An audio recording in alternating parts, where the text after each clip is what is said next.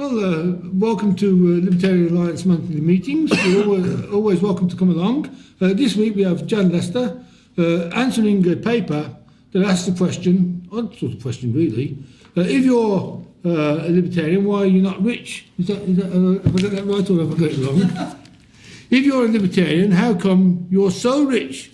Now that is a classic McDonaldism there. Well, he always means exactly what he says or the opposite. Sometimes it can be hard to work out which. Okay. Introduction. This is only going to take about half an hour. I am not going to discuss, as Macleod does, this means I'm quoting, the rich egalitarian problem posed by G.A. Cohen and consider a variant of this problem called the rich socialist problem. I'm not going to do this because I don't see this as a significant theoretical problem for socialism, even if it is a personal behaviour problem, as Macleod calls it,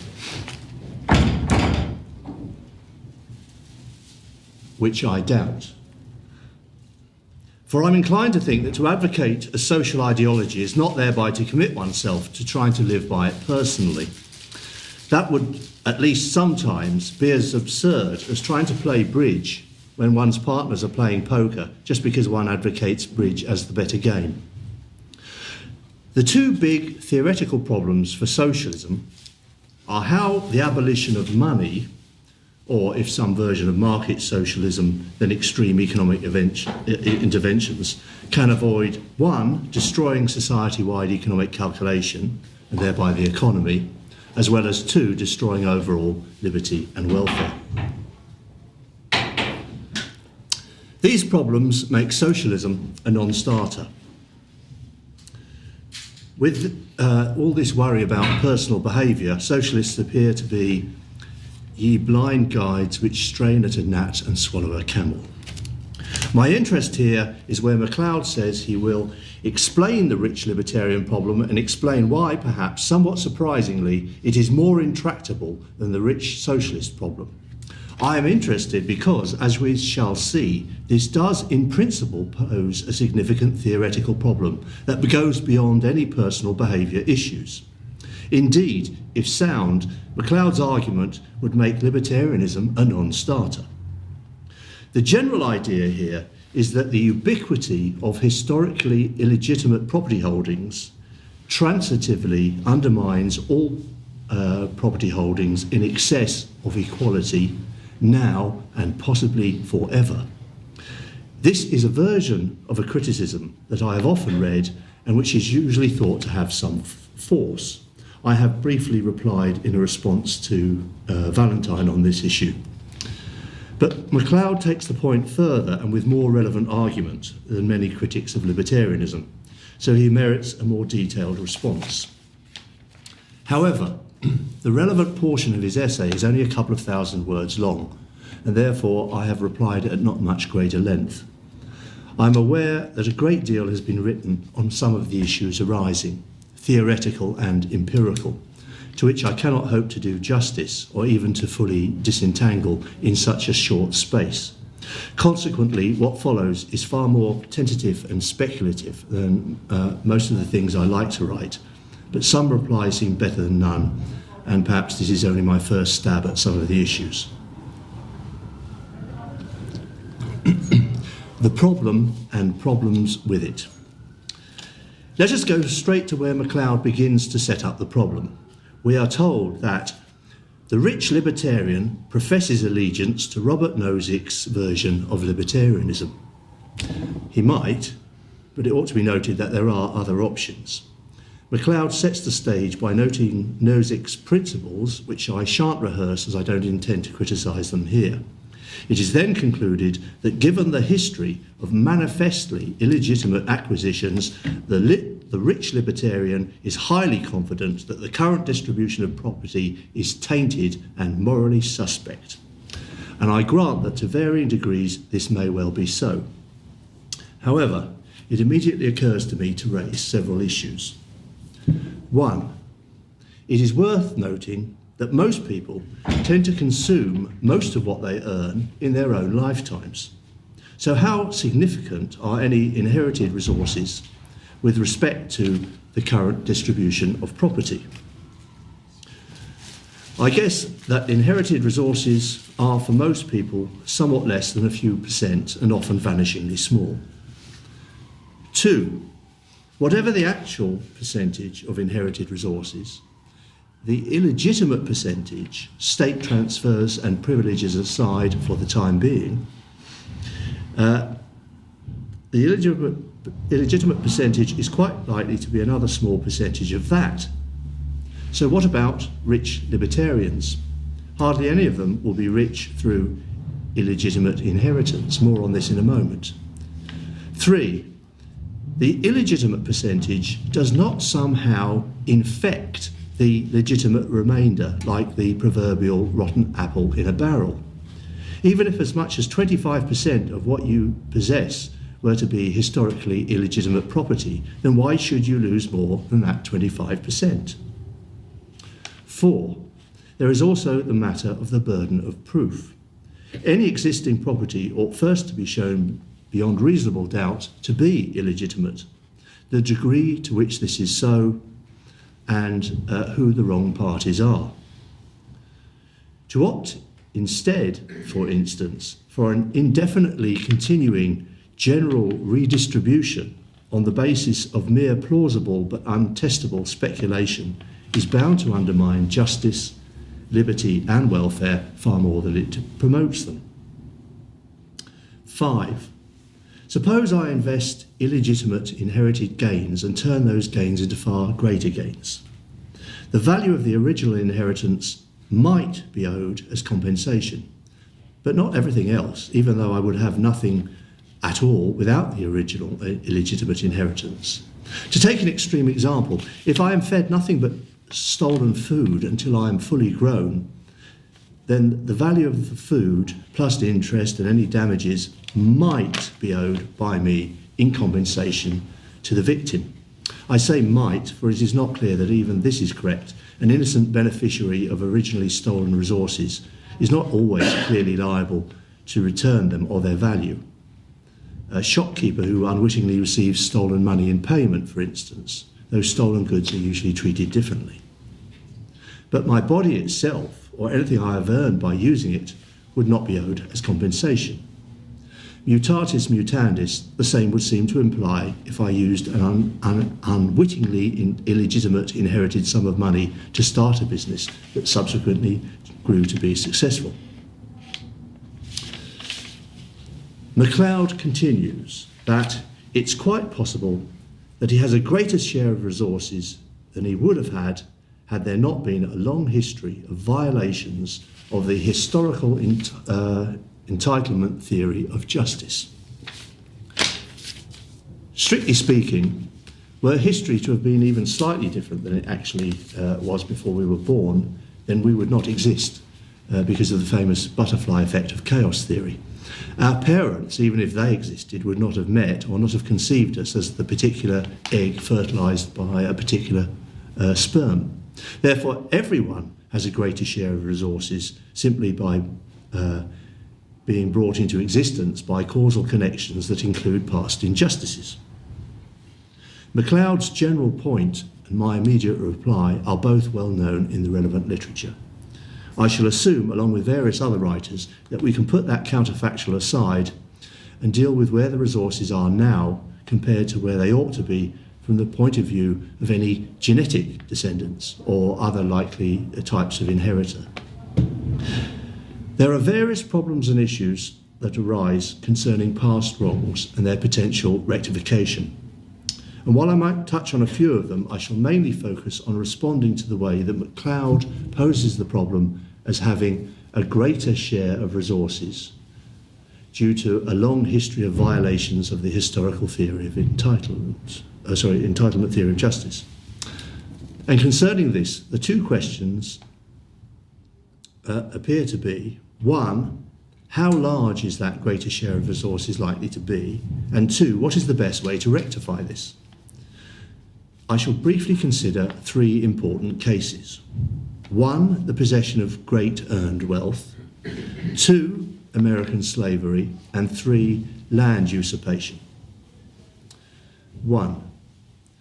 Most of the wealth that an extremely wealthy businessman possesses, political privileges and patronage aside for the moment, is not usually due to any historical injustice that has benefited him in particular, but rather due to his entrepreneurial skills, hard work and good luck.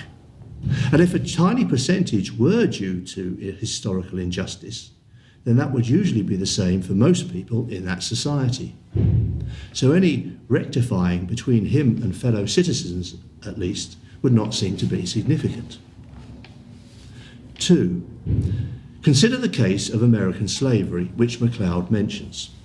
It is, perhaps, first worth noting that, given the global history of slavery, it is likely that virtually everyone is descended from a slave and a slave owner too, and possibly cannibals as well, for that matter.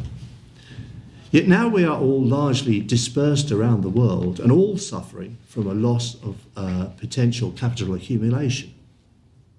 For slavery is not only a great evil, it is also a great inefficiency, as it cannot be as productive as free market in labour, whereby people tend to receive greater returns in proportion to their productivity, and both parties gain in all transactions. Are matters very different if we focus on the historically recent slavery in the Americas? Is it relevant that many or most of the people who are descended from American slaves will also have been descended from still historically recent slave owners and slaves? Because slavery was endemic to Africa. To some extent, might this make any claims to compensation today complicated and compromised?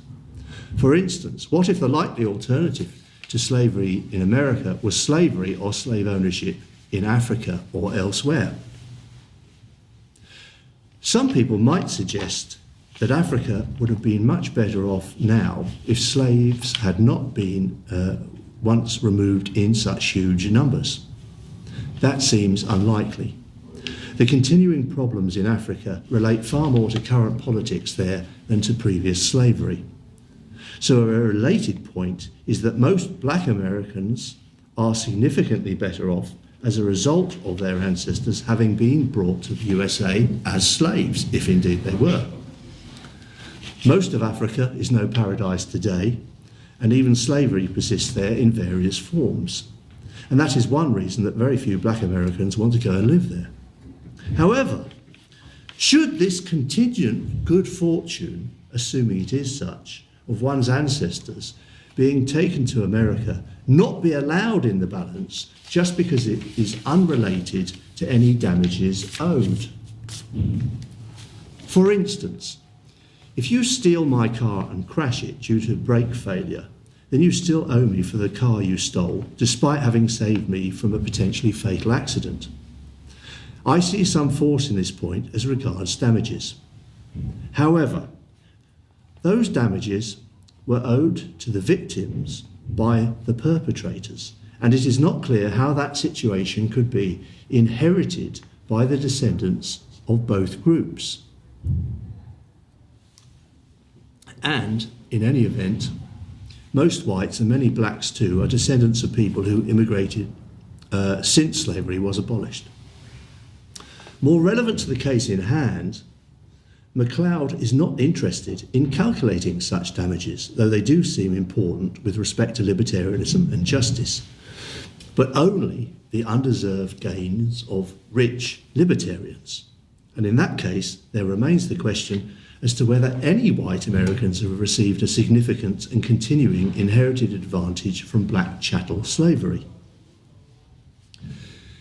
Many of the poorest whites in the US are as poor as the poorest blacks. Is the ordinary white American at least any richer as a result of past black slavery? More recent capital accumulation, new technology, greater division of labour, and again, their own skills, hard work and luck, would seem to be overwhelmingly what made them as well off as they are, any government corruption aside.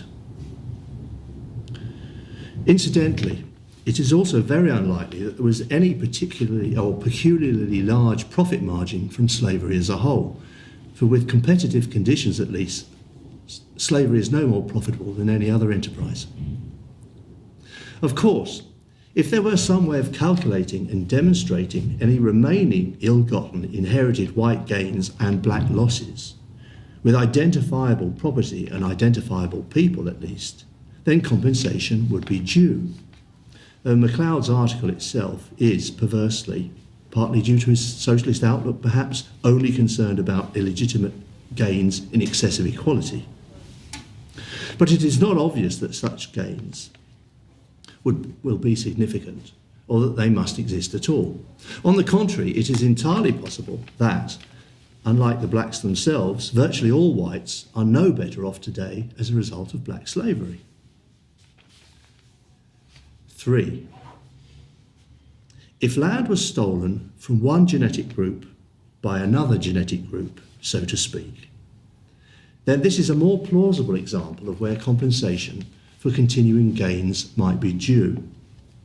The descendants of the land usurpers are benefiting greatly today from the original usurpation. But any compensation is best dealt with by some reasonable calculation of the loss in the law courts, not by some endless general redistribution process, which must itself become unjust at some point, if not immediately. Moreover, in this land usurpation example, there are several factors that might often significantly reduce an apparently huge initial compensation claim. First, Aboriginals cannot reasonably claim to own, for instance, a whole continent, or even hundreds of square miles, just because they are itinerant. They did not create the land, and they were not using it all. The amount should be more like that required for individual homesteads. Second, even then, it should probably not be the current market price of the land, or the land itself, despite what existing laws might state. After all, the free market development. That should be the criterion of proximate loss, but what it was worth to the Aboriginal workers at the time, on the assumption that they would have sold it for something like that amount. And this is likely to be relatively modest. What about the huge compound interest on the debt? This is sometimes cited as being a far larger problem. Clearly, no new immigrant who bought land could be responsible for that debt. What about an inheriting genetic descendant? It is hard to see how even he could be personally liable for such a debt. If that debt is regarded as attached to the land, then he might have to cede the land. But why should a current landowner owe that compound interest debt any more than a similar unpaid debt from historical unpaid damages not related to land? Why should land be special? Only the particular people or organisations that were responsible can be liable for the interest on their unpaid damages. Such debts cannot be forced onto later innocent parties. They should be regarded as void, just as any so-called national debt. Fourth, without going into the often controversial details of each case, archaeological evidence indicates that many so-called Aboriginals might themselves have been earlier usurpers. If so, their claim to compensations are thereby weakened to some degree. Why return stolen land or its full value if it was only stolen from earlier thieves? Fifth, to what extent, if at all, are the descendants of the various alleged Aboriginals really worse off now as a result of any usurpation? They typically seem to enjoy all the products of the free market, and most of these products would not be there if the descendants of the original usurpers were not also there. This might seem to be muddling rights or entitlements and benefits, but what benefits we have received can affect what we are rightfully due. it can sometimes affect a claim for damages, at least the full amount due, that one is no worse off, in fact considerably better off, as a result of some admittedly illegitimate imposition. And again, though this sometimes or to some extent ought to matter with respect to libertarianism and justice, Macleod himself is ex hypothesi only concerned with any illegitimate wealth among rich libertarians. So, is it true of a rich man that he certainly cannot establish that the property he currently controls is justly his? It is undoubtedly, predominantly justly his, if acquired via recent exchanges that did not violate liberty, rather than working for the state, for instance, or enjoying state privileges. In fact, any recent transfers and privileges, state transfers and privileges, will be far and away the main source of illegitimacy, not injustices generations ago. The main answer to Macleod. But now we reach Macleod's key argument. The rich libertarian can identify with reasonable determinacy an excess. He thinks Nozick provides a reasonable way of identifying this. And then he quotes Nozick. Lacking much historical information and assuming, one, that victims of injustice generally do worse than they otherwise would, and two, that those from the least well-off group in society have the highest probability of being the descendants of victims of the most serious injustice who are owed compensation by those who benefited from the injustices, assumed to be those better off, though sometimes the perpetrators will be others in the worst off group, then a rough rule of rectifying the injustices might seem to be the following, and this is Nozick talking: organise society so as to maximise the position of whatever group ends up least well off in society.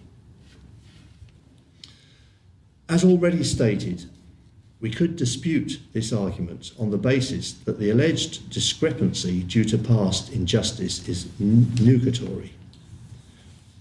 Moreover, time and again we see propertyless, non-English speaking immigrants arrive and achieve above average wealth within a generation or so, despite suffering from government taxation, regulation, schooling and even conscription.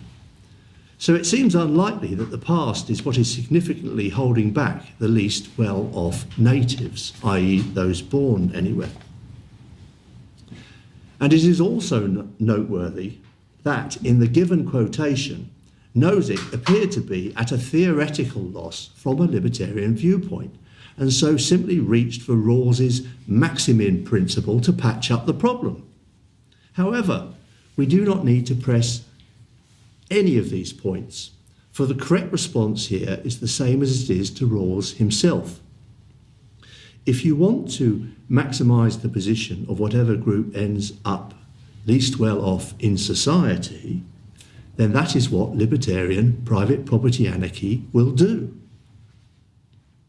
The compound growth in prosperity that the free market brings will give the least well-off group more than they could have under any other known system.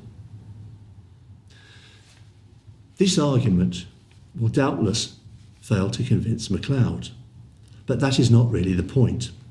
The point is that he thinks he has made a sound philosophical argument where the key assumption is really an empirical presupposition that free markets keep the poor impoverished. And yet, ceteris paribus, the world appears to have less poverty wherever and to the extent that it has freer markets. Consider Macleod's conclusion that the perhaps surprising implication of a libertarian principle of rectification of this sort is that material inequalities in our world are presumptively unjust.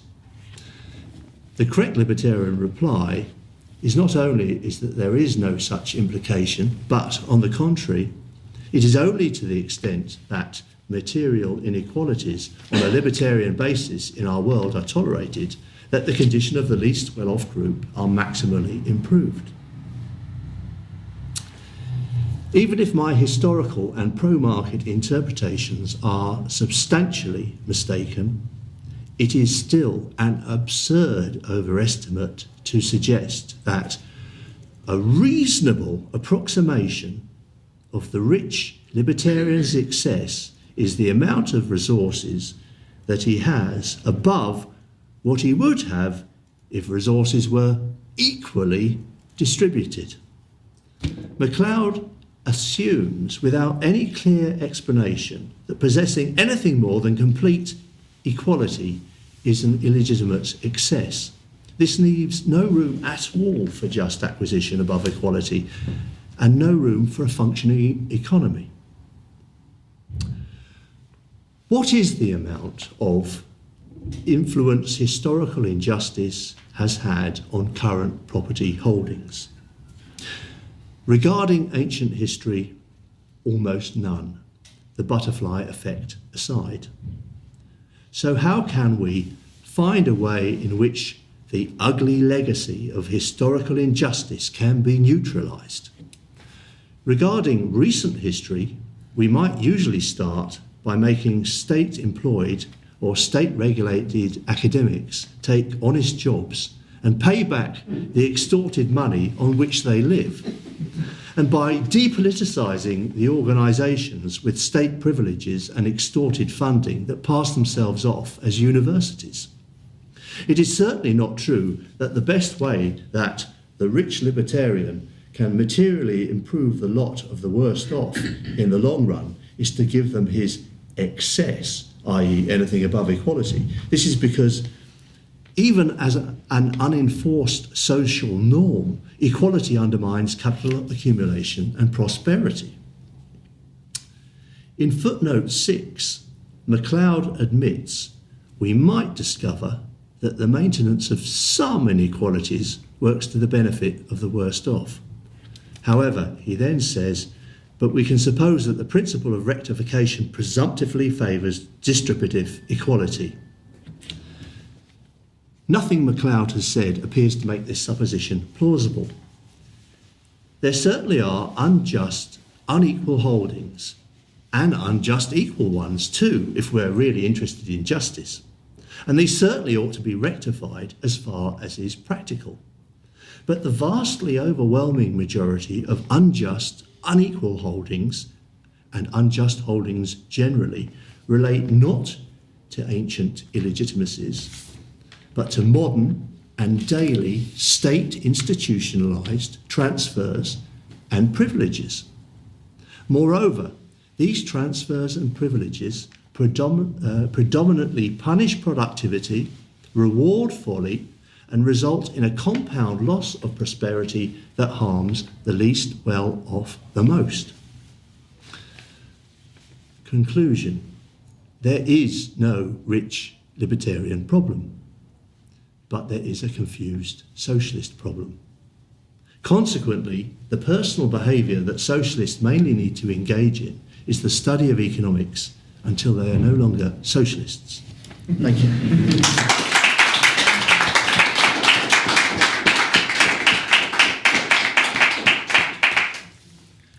I ought to point out that this much rejected paper for publication has even been rejected by a libertarian paper on the grounds that it is, I was only given 2 grounds, is racist.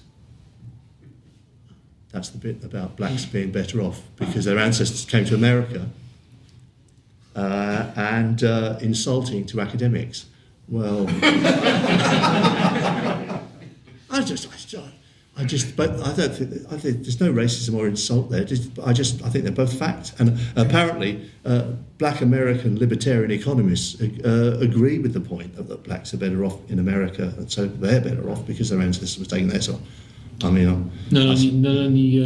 met no end of West Indians who've told me that. Yeah, and so I mean, it's quite a common theme among West Indians in Britain. To hold that position. Yeah. Is there any questions or criticisms? You've done them to silence right away again. David. I'm just trying to find out on the internet.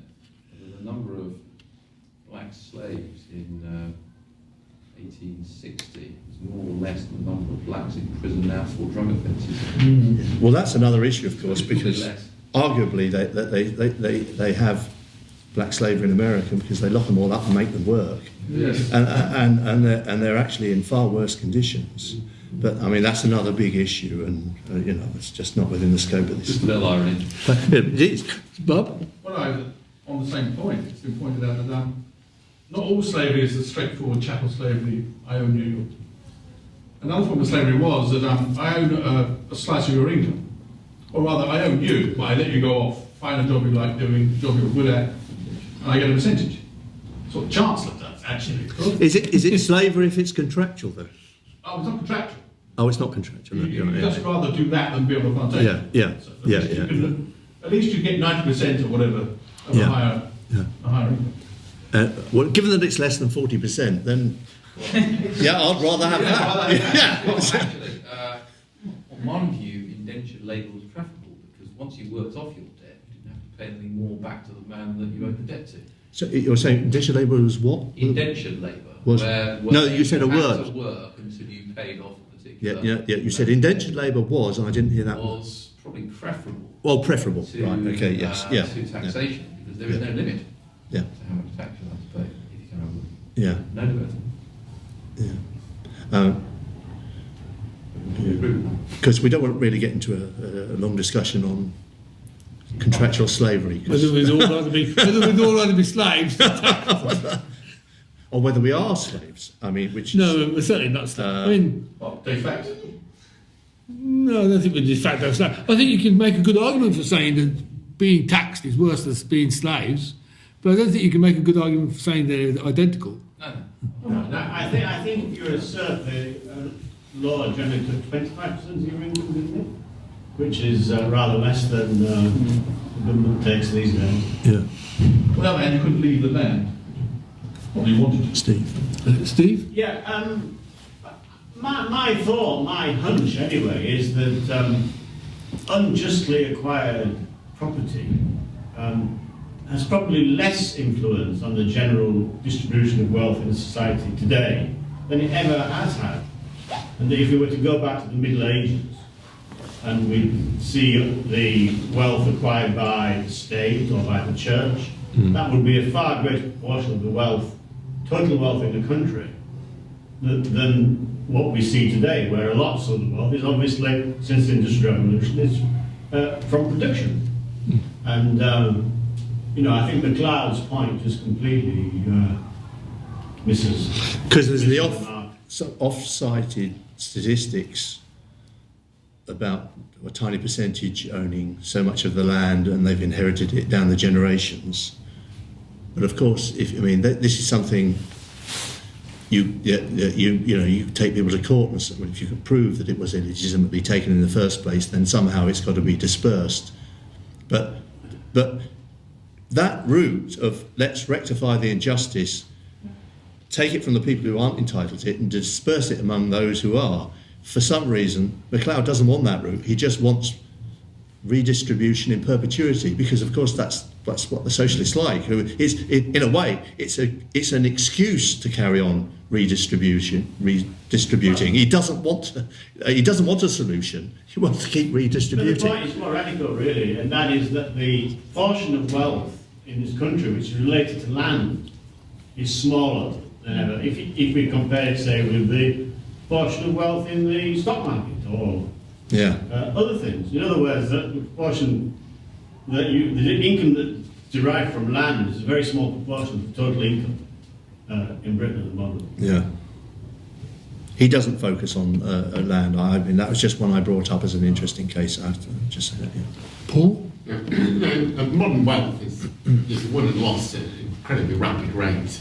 These days, increasingly rapid. I think if you look at the top 100 firms 100 years ago and now, very few of them are the same. There's one or two that last all the time. But firms that were bigger not so long ago, as soon as the market goes wrong, they lose all. It crashes. The wealth's all wiped out, and new wealth arises, new technology arises. So physical wealth isn't derived from history or acquisition. I think what confuses, the reason why countries like America and Britain and Western Europe are so much richer than Africa, places like that, is what we've inherited from history is a tradition of liberalism to some extent. That's why we're richer. It's the stability of the laws, the fact that we're not constantly run by mental kleptocrats, and even though there have been vast, the First World War and the Second World War, absolutely hellish, just wealth-destroying disasters.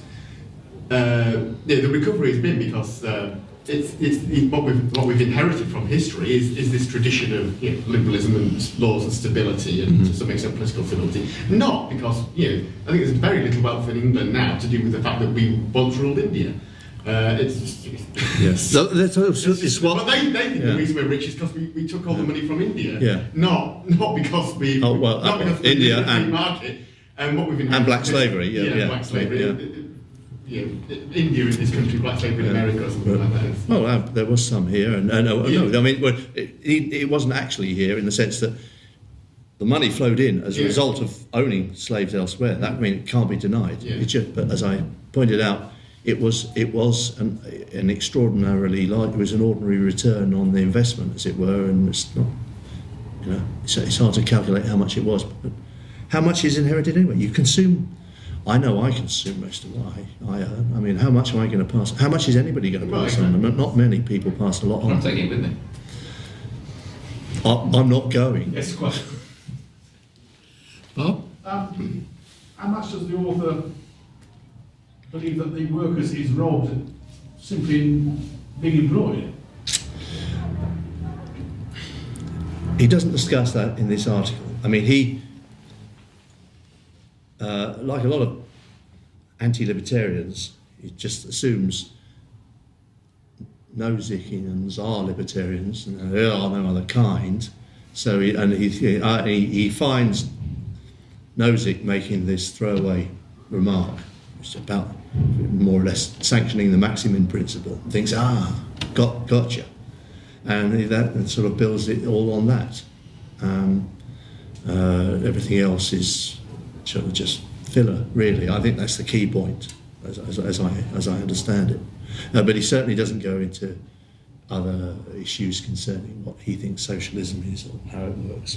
So I don't really know what kind of socialist he is, but I think we can safely assume a very egalitarian kind, because not only does he want this equality, he doesn't want a solution that will get us out of it. He likes the idea that we can keep equality and redistribute on that basis. No, I think that's most of them. Most of them are like that. Yeah, I really enjoyed your talk. It was excellent.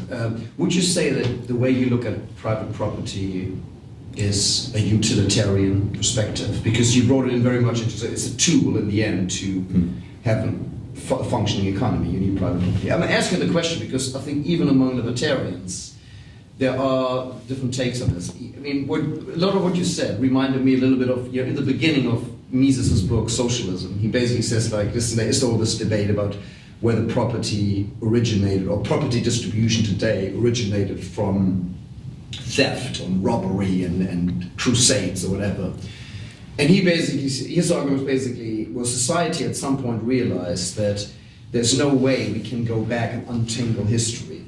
And society is better off if we just accept that private property exists the way it exists today and have a free market with it, because in a free market, any person can only maintain your property, if you use it, as Mises explains in a capitalist economy, to the advantage of the consumer. I mean, you can only really make money off whatever wealth you inherited if you, use it in a productive way and it keeps generating income. Otherwise, it will whittle away. Yeah. So the way is at least it's a bit of a compromise for society. So draw a line here. It's better for us to accept the distribution of this right now, but because then from then on, obviously, people can only maintain their property if they use it to the advantage of the consumer. Sorry if that's a long question, but so that's a utilitarian perspective. But some of the other libertarian writers, like for example Rothbard, come from a natural rights perspective. And Rothbard goes to a length in saying that it has to trace back to homesteading, original acquisition. And he's, I think, often quite happy to ask for people to untangle, at least as far as we can, the history of property ownership and make compensation. So two different, sorry, long question, but where do you stand on this? If you're asking what I rest libertarianism on, I don't rest it on anything at all. Okay. If you're asking me to explain libertarianism, then I might explain it in two different ways. I might point out what I take liberty to be and how it works, and the sorts of consequences. But I might also point out that some of these consequences that seem to be very good for human welfare. I don't rest anything on that. Ultimately, I take a critical rationalist approach that there is something that liberty is, and I can't see any good reason why people shouldn't have it. And it's up to other people to criticise. Now, if they are of a utilitarian persuasion, then their criticisms are going to be along utilitarian lines. That's fine. And then I'll reply along those lines. But if they are more interested in what rights people ought to have, then I will reply along those lines as well. I mean, I'm quite equally happy, but I wouldn't say that I base the libertarianism on either of those things. I don't see any clash between libertarian rights and utility. I think they fit together. They just nicely, and this is not a coincidence, because everybody tends to think that whatever they think people have a right to is good for them, more or less. And if they didn't think it was good for them, they would hardly think they have a right to it. It would be very odd for people to say, oh, we've got all these rights, they're going to make us completely, utterly miserable and we'd die young, and that's inevitable. What a shame. But those are the rights we've got. That's not going to happen, is it? Because there's this trade-off between what you have a right to and what you think actually works well. And the fact that you have a right means that, in certain circumstances you'll say, well, we have to take a hit in terms of welfare loss occasionally, but only because the long-term consequences are that everybody's better off. So again, you never really leave the idea that rights and welfare, most people, whatever their ideology, tend to have them marrying together quite well. And I'm no different. My only real difference, I think, is that I would only put these things forward as an explanation rather than a justification. What people call justifications are usually explanations. That's a very good answer. Thank you. But I think Mises' point is very good, that you could just take a point in time and say, well, look, we're going to run the free market from now, and within a very short time, yes, we'd have a just society. Virtually all wealth will be just declared. How much is sympathy, really. And this reparations merry-go-round, which they had after the First World War, I think can lead to as much injustice as it's supposed to be rectified. Yes. Oh, a lot more. To that, I think you made a very good point there. That sort of the hindrance for us to not arrive at that point of just distribution of property is in fact the state now, and not the institution of private property. The hindrance that we don't have the whatever property distribution we started with, that it doesn't lead very quickly to just distribution through the free market. The hindrance to that is in fact the state. Yeah. Now, to reply to Steve, I mean, I think it would be a mistake to brush aside somebody who had a criticism on grounds of justice, say, no, we'll give it full its full weight. Let's put it to the test. Let's find out if we can find who the guilty parties are, who have what they shouldn't have, and who the wronged parties are, and exactly how much money. I don't think it's going to be a lot, but by all means, let's go ahead and do that calculation if we can. It's going to be nothing like what a lot of people think it is, but if you try and say, well, we're all going to be better off in no time if we just ignore all of that stuff, you're just going to leave a festering sore. So I think you've got to. I mean, I partly agree with you, because I think the losses are vestigial, but you have to allow, in principle, some way of calculating it, and let's see if there must be some land. Does the Queen legitimately own everything she has? I don't think so.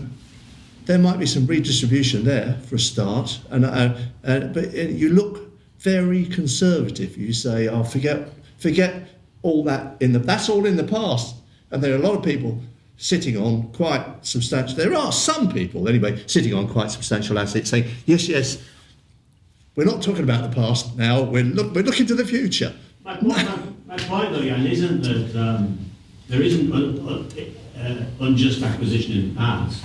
It is that a lot of it is to do with land. I mean, you brought up the example of the monarchy. I mean, you could also bring the example of the Church of England. But that's a very small part of the wealth which you can expect to be generated by the market in a modern society. And to get bogged down in that, I think, is a mistake. And if you open up the Queen to the forces of the market, then you have a better monarchy. Maybe. Sorry. Sorry, Nick. I just think this is an interesting observation to see that if you declare a free market at any point in time, that from then on it will lead to a just society. But that is a bit of a collectivist argumentation, isn't it? Because if someone really can prove, if an individual can really prove that another individual really now possesses something that particularly specific items, yeah. That house would have been mine. We have filled it. That was my house. Now it's yours. That or those jewels or that and why? So I don't think I said it also. If we look like we're being unjust if we say, "Oh, I just won't worry about the details." Just even though the big picture is that not only will we everybody have just acquisition very quickly, but also we will be phenomenally wealthier than we are because of compound growth. My big picture of how the world works is not so much that you get rid of a bit of state tinkering here and there and things will improve slightly, but if we hadn't had the state spending virtually half the gross national product for the last 50 years, we would be living in an unimaginable sort of futuristic scenario. We would have so much wealth because of the compound growth we would have had. But this is the opportunity cost, what is not seen. But we can imagine it in the sense that we can compare a society which has quite a lot of free market with a society that has very little, and look at the incredible poverty they have. Well, what we have now is incredible poverty compared to what we would have had if the government hadn't been consuming all this wealth all this time. We soon take it all for granted. Rich society soon take it all for granted. I look forward to taking it for Definitely granted. first, and then David, then Bob, and then Paul. I'm just thinking, is there any conclusion here from what if socialist states collapse and public ownership in the means of production has to be distributed into private hands? How should that be done? Socialist states? Oh, States that call themselves socialist. yeah, exactly. You know what I mean. Yeah, I hear you. If they collapse, well, like privatization. yeah, I mean, well, like in China. I mean, if they had to give away everything that they officially is owned by the state to the people, of course, that can be done overnight. At the signing of a pen, it's it, right? Okay, anybody has it. You could immediately issue shares. Or, I mean, there are so many different ways of doing it. If they simply said we don't own it anymore, people would simply walk in and start using it. And you say, okay, whoever uses it first, that is, you're using it is yours because it wasn't legitimately owned by anybody beforehand. In next to no time, the problem is solved.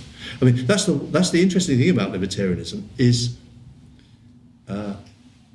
it's so practical and it's instantaneous. You don't need this long journey of 1,000 miles or whatever.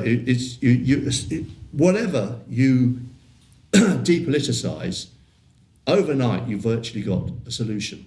As soon as you say there are no laws concerning body parts, for instance, overnight there won't be any people who die because they haven't got kidneys or livers, because the problem will, I mean, almost literally overnight. It might take a week, but you know, that quick. That's how fast the market works if you just get out of the way. And it was David, then Bob, and then Paul, wasn't it?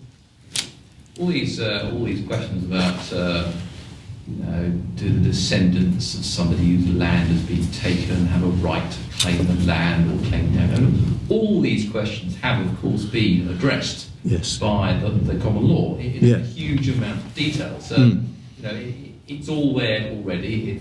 It's quite conservative, but you won't find many gaps. Macleod is not interested in any of that. No, that's not what he's about.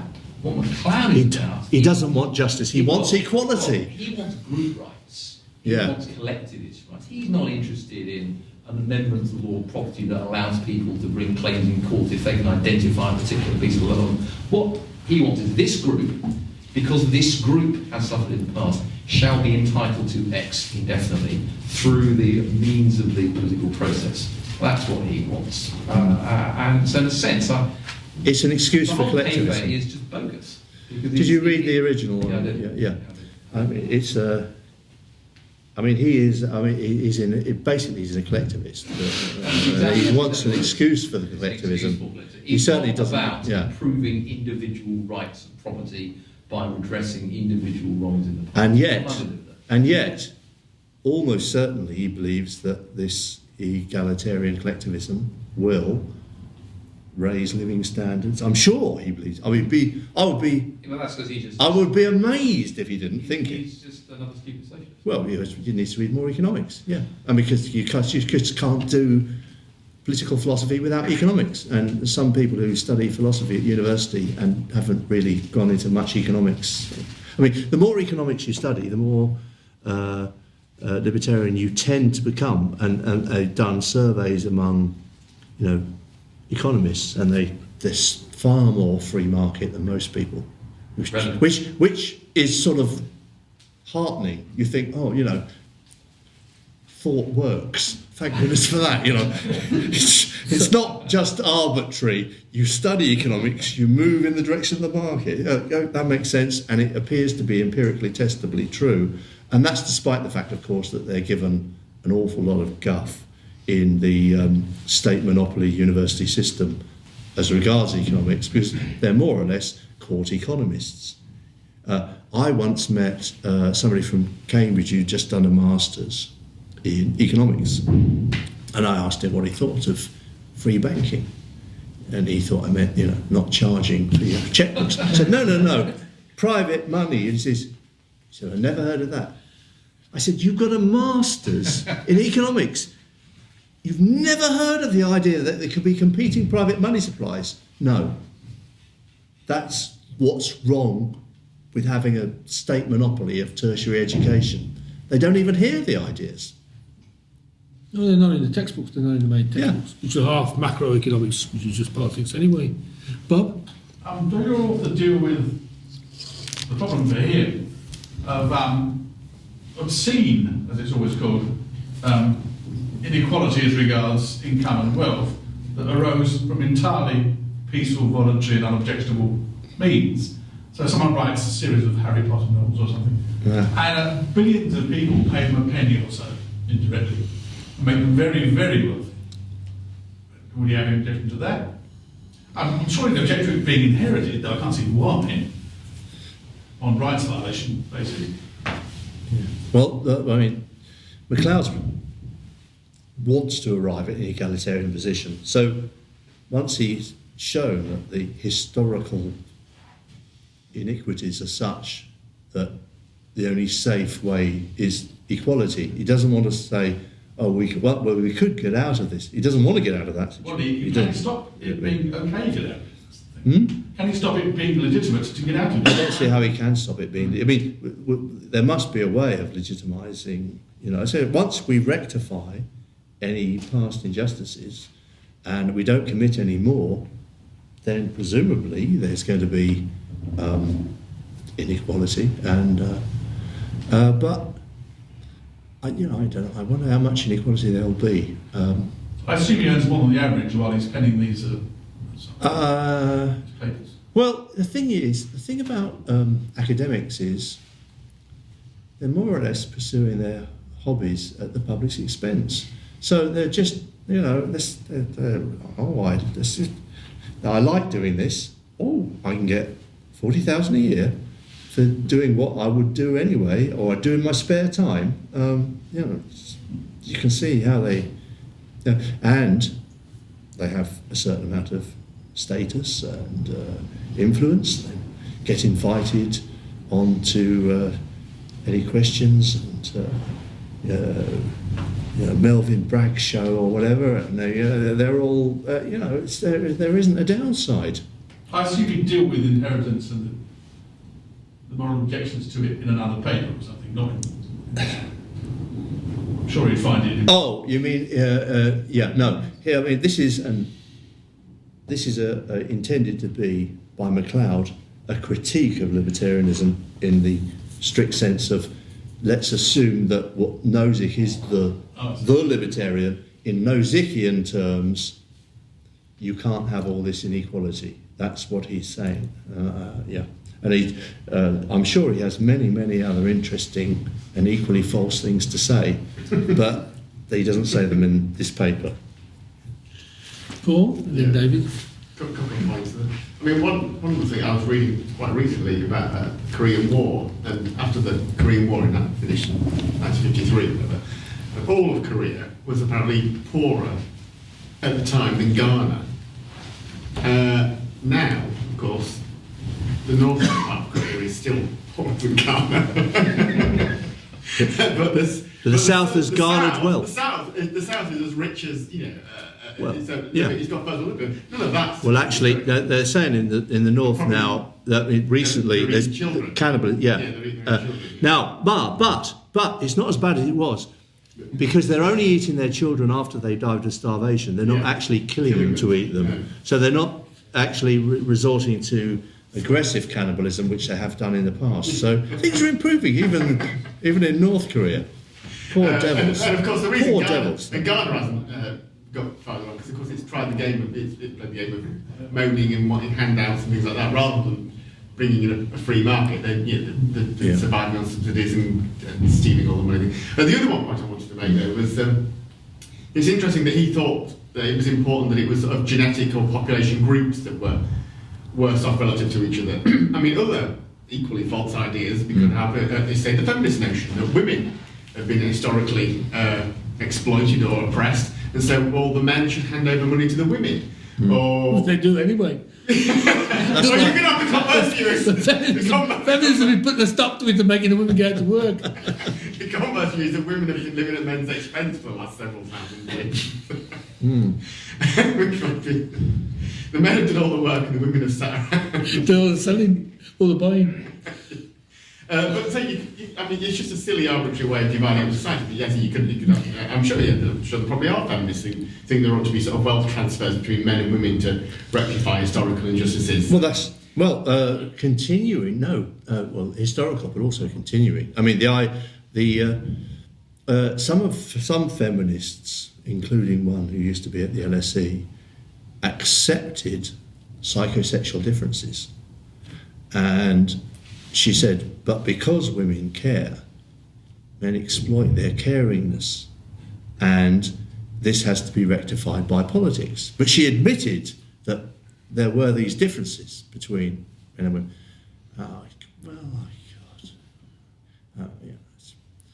People are different, and you make the best of things, but the leap to politics it's a knee-jerk. there ought to be a law. Anybody thinks there's a problem, and they immediately think, so if only some great power, i.e. the government, this was going to be, just force everybody to do it. That's the prejudice which is built into most people's thinking, political. This just recalls the politics all the time. Like this, the thing about the horse meat scandal. Why is the government getting involved? The supermarkets are embarrassed they've been caught out selling votes. Called beef. The supermarkets will get their... Because they're whoring after votes, because politics is... The supermarkets will sort it out themselves. You don't need the government. You don't need... Because politics is a popularity contest, and that's all it is. And if you're in a popularity contest, you're immediately thinking, if I don't say anything about this, will I get any vote? If I do say it, well, and if I do say anything, what should I say that will get me more vote? Oh, well, that'll be popular, and that's it. It's a popularity contest. Now, a popularity contest on the market doesn't harm anybody, and it's good. I've nothing against popularity contests as such, but a political popularity contest is always at some people's expense to the benefit of others, and that makes the huge difference. But it's principles. Really, they don't come into it. Every time you hear a politician open his mouth, you know he's sort of thought through, the right votes are there, fewer votes there. Okay, I'm going to say that. There can't be any principles in politics. It would be too remarkable a coincidence if any politician had real principles. Occasionally, some politician has some principles, and that's the end of him, really, because you're not going to make it in politics if you've got any principles. But at some point, you stand up for something that goes against the majority, and you're a dead man politically. Of course, there's an element of that in Enoch Powell, because his nationalism, misunderstood as racism when it was really nationalism, and he really said what he thought, and no, that's not how you get on in politics. For God's sake, you don't think anything. How do you know what you think till you've seen what the opinion polls say? The big element of Richard Cobden, of course, he was completely principled. David? It's half funny that your paper was rejected, but it's only half funny. Well, I will have it published online or somewhere. I mean, it is actually quite a startling thought, but a serious response to that paper, a well-reasoned, well-argued, serious response, should be turned down. Well, for the reasons given. It doesn't say much about. Well, that was the Libertarians. All of the others, they didn't give me any reasons at all. They just said, nah. They reminded me. Actually, what they were like is one of the funniest things I've ever seen on You've Been Framed. It was on the most recent one.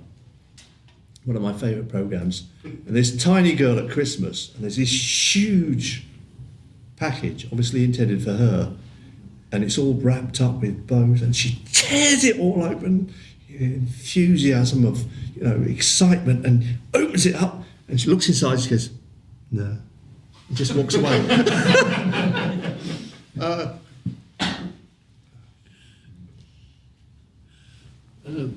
I've forgotten what that point was. What were we talking about? Libertarian publication rejected. Oh yeah, that's right. Yeah, it was everybody else just says, nah. They don't even give me a reason. They don't even give me a reason. They just say, no. At least the Libertarians said I'm a racist who's trying to insult academics. So that's something. Bob? I assume the author would have no objection to the necessary consequence of the position. He's got to have worldwide redistribution. After all, if Lenin was right, actually it was Hobhouse, that the empire was used to pay off the proletariat in Europe. Therefore, their standard of living is higher than it ought to be. Therefore, there must be worldwide setting things right, partly like foreign aid, but even wholesale, perpetual almost as your vision of view. Because the perpetualness is what they partly like, because they are in love with politics, as are, for instance, virtually everybody, but in particular, I have the Institute of Ideas and the ex-RCPers. They just love the idea of that we must have a political row about it and hammer it out. And they were talking the other day on the Moral Maze about NIMBYism. And what's so frustrating about the BBC is you tend to have, four statists all getting it wrong, but in slightly different ways, and nobody saying maybe there isn't a political solution. Maybe the solution is that we don't. Nobody says that, and that's just so frustrating. One of the many reasons the BBC must be destroyed. Look, we have had some libertarians on the Moral Maze. Occasionally, David Starkey and Brian Micklethwaite. Yeah. How many times have they been on? Starkey was a regular panellist, and Micklethwaite has been a visitor about 3 or 4 times, and he was a panellist once. Yeah, but the typical programme is 4 statists discussing different versions of statism. It's because we haven't yet. There aren't enough of us, in a way, though everything is changing. By the way, I have to make an apology. Last time I was here, I was saying that poor old Jan Narveson is having a terrible time in Canada because, as far as I can see, there aren't any other libertarians in Canada, and I've since been contacted by a Canadian libertarian saying, "Oh, yes, there are. There's lots of them." But then I formed my opinion about Canada some time ago, and I suspect it's like this country. In this country now, 3 political parties are libertarian, for goodness sakes, apparently. Burgeoning libertarian movements everywhere is quite an incredible growth. Suddenly, and of course we're responsible for it. All of it, oh yes. But Canada is the country where they got Andrew Dworkin to write laws for. Did they? Yes. Andrew Dworkin. Yeah. The laws on I think pornography and censorship and things like that. Yeah. Oh, yeah. Murdoch's gone soft on page 3 now. But it is going now. Yeah. They should get some younger birds on it. What about gay page 3? No? They did have a page 7 fella for a short-lived time, but it didn't work. That was to satisfy the women, though. Yeah, but well, was it? Because yes, of course they weren't satisfied with it. But women don't read The Sun. Women read Heat magazine, where they have Torso of the Week instead. Okay. Are there any other criticisms or questions? Oh, you got finally stunned on this. Okay, good.